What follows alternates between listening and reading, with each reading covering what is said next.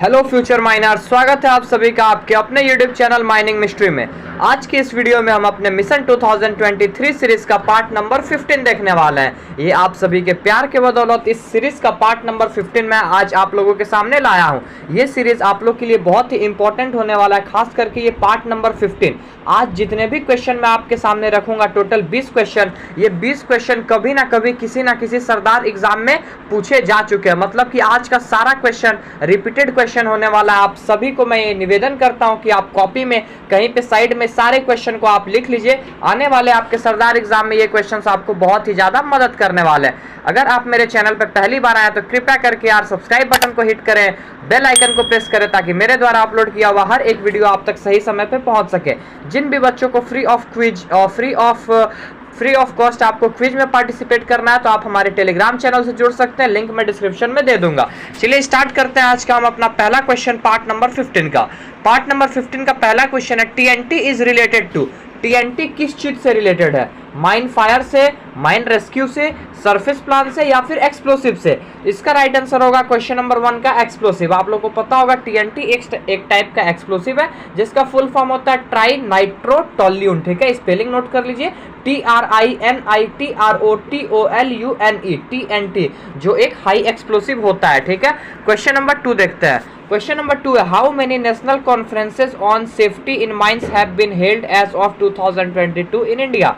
2022 तक इंडिया में टोटल कितने national conferences on safety in mines हो चुके हैं? ठीक है, टोटल पूछा जा रहा है 2022 तक 10, 11, 12 या फिर 13।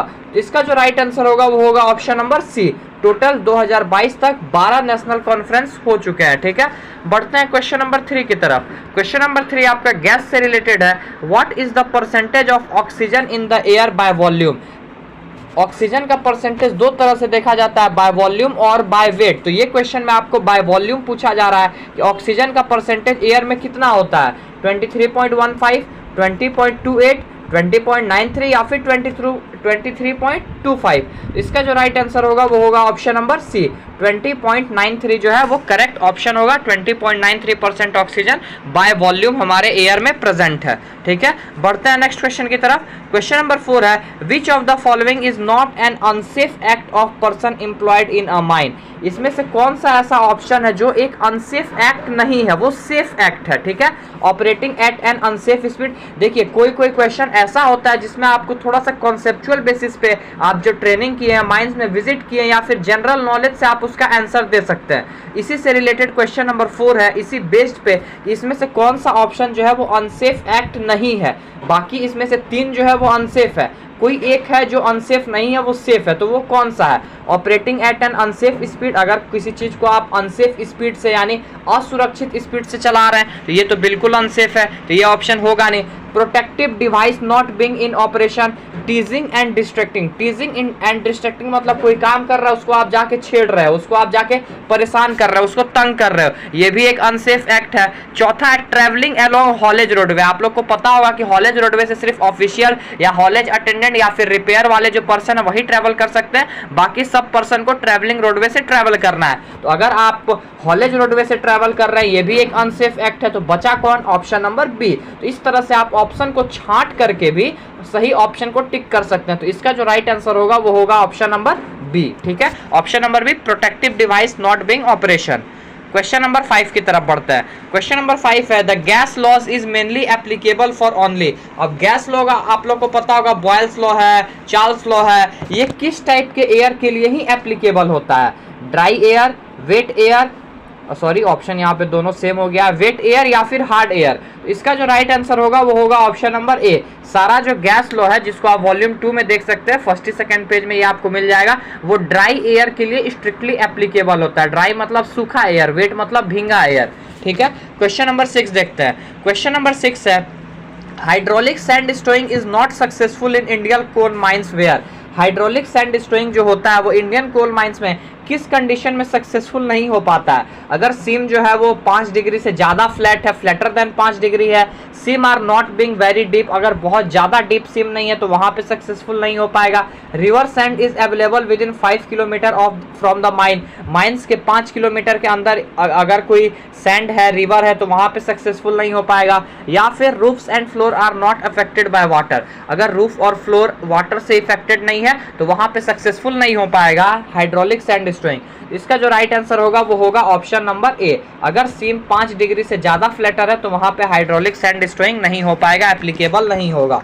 ठीक है, क्वेश्चन नंबर 7 देखते हैं। बहुत ही ज़्यादा इंपॉर्टेंट क्वेश्चन ये सारा है, आप इसको दिमाग में रख लीजिए, नहीं तो कहीं पे नोट कर सकते हैं तो नोट कर लीजिए। आने वाले एग्जाम में आपको जरूर इससे क्वेश्चन पूछा जाएगा। यदि जो भी बच्चे अभी तक इस सीरीज का पार्ट नंबर 14 तक के एमसीक्यू को सॉल्व नहीं किए, मैं उनको रिकमेंड करता हूँ कि जाके वो 14 तक के एमसीक्यू को सॉल्व करें। हर सीरीज में, हर पार्ट में आपको 20-20 एमसीक्यू मिलेगा। लिंक मैं आई बटन पे दे दे रहा हूँ, वहां से जाके आप इस पूरे सीरीज का लुत्फ उठा सकते हैं। क्वेश्चन नंबर 7 देखते हैं। The mine closure plan for coal mines along with the details of the updated cost estimates for various mine closure activities solve is submitted to. अब देखिए ये क्वेश्चन अच्छे से समझिए।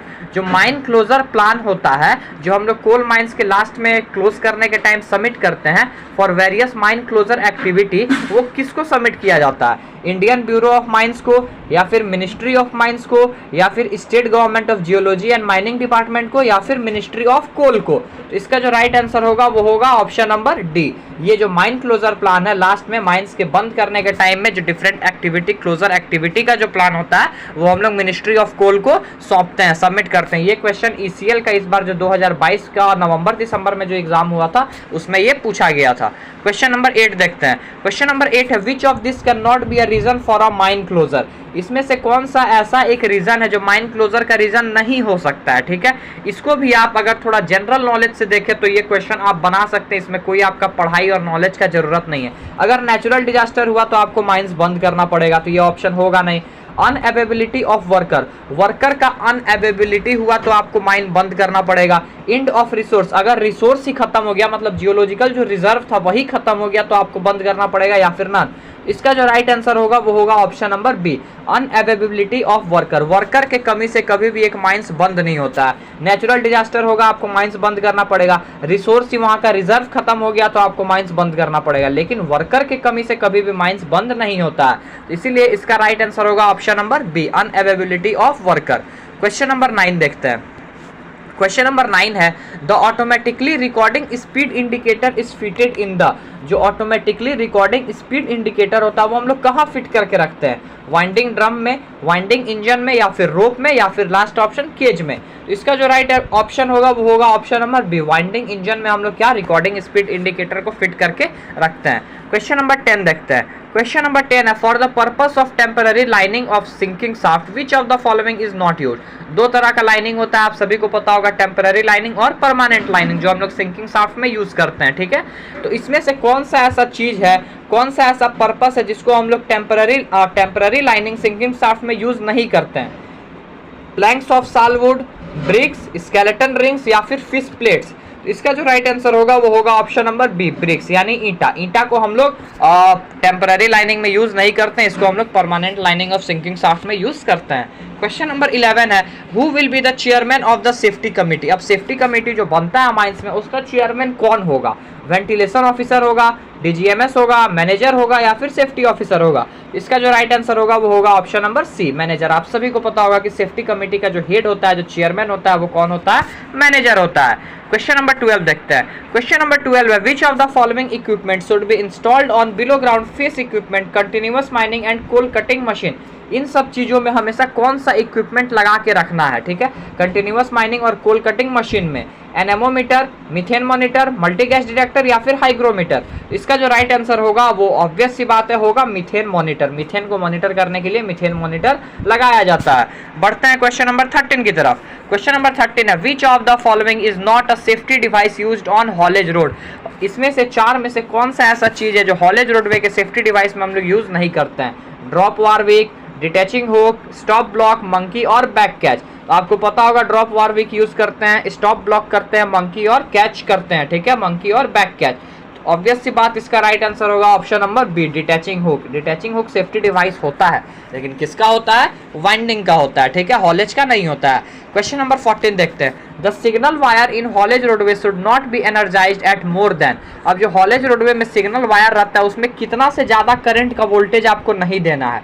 30 वोल्ट, 35 वोल्ट, 40 वोल्ट या फिर 45 वोल्ट। इसका जो राइट आंसर होगा वो आप सभी को पता होगा, ऑप्शन नंबर ए 30 वोल्ट। इसको आप रेगुलेशन में देख सकते हैं। 30 वोल्ट से ज़्यादा हॉलेज रोडवे में जो सिग्नलिंग वायर रहता है उसमें आपको बिजली नहीं देना है, वोल्ट नहीं देना है।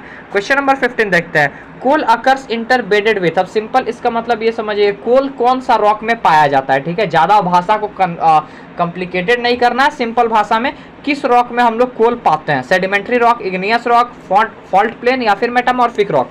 इसका जो राइट आंसर होगा वो होगा option number A, sedimentary rock में हम लोग कोल पाया जाता है, ठीक है। अब बढ़ते हैं 5 नॉन टेक्निकल क्वेश्चन की तरफ। 15 क्वेश्चन आपका टेक्निकल होता है, जैसा कि आपको पता होगा अगर आप सीरीज स्टार्टिंग से फॉलो कर रहे हैं तो, और 5 क्वेश्चन नॉन टेक्निकल होता है। नॉन टेक्निकल का आज का हमारा पहला क्वेश्चन है। After Shahrukh Khan and Sanjay Dutt, who among the following Indian has been issued golden visa by Dubai.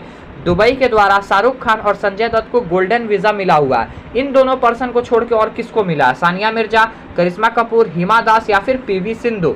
इसका जो राइट आंसर होगा वो होगा option number A, Sania Mirza को भी गोल्डन वीजा जो है दुबई के द्वारा मिल चुका है, शाहरुख खान और संजय दत्त के बाद। क्वेश्चन नंबर 17 देखते हैं। Which of the following is the capital of Arunachal Pradesh. Arunachal Pradesh का कैपिटल कौन सा है? दिसपुर है, इम्फाल है, पानाजी है या फिर ईटानगर है। इसका राइट आंसर होगा ऑप्शन नंबर डी, ईटानगर, ठीक है। दिसपुर जो है वो आसाम का कैपिटल है। इम्फाल और पानाजी किसका कैपिटल है, कौन से स्टेट का, ये आप मुझे कमेंट सेक्शन में इन्फॉर्म कीजिए। क्वेश्चन नंबर 18 देखते हैं। Which of the following state is not located in the north, यानी उत्तर के साइड। उत्तर के साइड में भारत का कौन सा स्टेट लोकेट नहीं होता है, वहां पे नहीं पड़ता है? झारखंड, जम्मू कश्मीर, हरियाणा या फिर हिमाचल प्रदेश। थोड़ा सा भी आपको अगर मैप का नॉलेज होगा तो इसका आंसर आप बखूबी कर पाएंगे। Option number A is the right answer of question number 18। Jharkhand जो है वो इंडिया के ईस्ट साइड में पड़ता है, ठीक है, नॉर्थ साइड में बाकी ये जम्मू कश्मीर, हिमाचल प्रदेश, हरियाणा पड़ता है। क्वेश्चन नंबर 19 देखते हैं। क्वेश्चन नंबर 19 है। Which state has the largest area. Area के हिसाब से इंडिया का सबसे बड़ा स्टेट कौन सा है? ये सब क्वेश्चन आप बिल्कुल अच्छे से करके जाइए। सबसे बड़ा स्टेट, सबसे छोटा स्टेट, पॉपुलेशन के हिसाब से सबसे बड़ा स्टेट, सबसे छोटा स्टेट, ठीक है। तो क्वेश्चन नंबर 19 है, लार्जेस्ट एरिया के हिसाब से सबसे बड़ा स्टेट कौन सा है? महाराष्ट्र, मध्य प्रदेश, उत्तर प्रदेश या राजस्थान। इसका राइट आंसर होगा option number D, Rajasthan. Rajasthan जो है वो एरिया के हिसाब से सबसे बड़ा स्टेट है। पॉपुलेशन के हिसाब से सबसे बड़ा स्टेट आपका यूपी है, ठीक है, जिसका पॉपुलेशन ऑस्ट्रेलिया के पूरे पॉपुलेशन के बराबर है, लगभग 22-23 करोड़, ठीक है। क्वेश्चन नंबर 20 देखते हैं। क्वेश्चन नंबर 20 है। Yakshagana is the folk dance of which state. Yakshagana जो है वो किस स्टेट का फोल्क डांस है? केरला, तमिलनाडु, कर्नाटका या फिर तेलंगाना। इसका जो राइट आंसर है वो होगा option number C, Karnataka. Karnataka का जो स्टेट फोल्क डांस है वो यक्षगाना है। आशा करता हूँ कि ये 20 क्वेश्चन से आपको बहुत कुछ सीखने को मिला होगा। ये सीरीज आपका जब तक SECL WCL का एग्जाम ना हो जाए तब तक कंटिन्यू रहेगा, और ऐसा अब कुछ सुगंध आ रहा है कि जो SECL का एग्जाम है वो थोड़ा पोस्टपोन हो सकता है। क्यों हो सकता है ये आप सभी को बखूबी पता है। चलिए मिलते हैं अपने नेक्स्ट वीडियो में, पार्ट नंबर 16 में। टिल देन जय हिंद, जय Bharat, take care, keep supporting.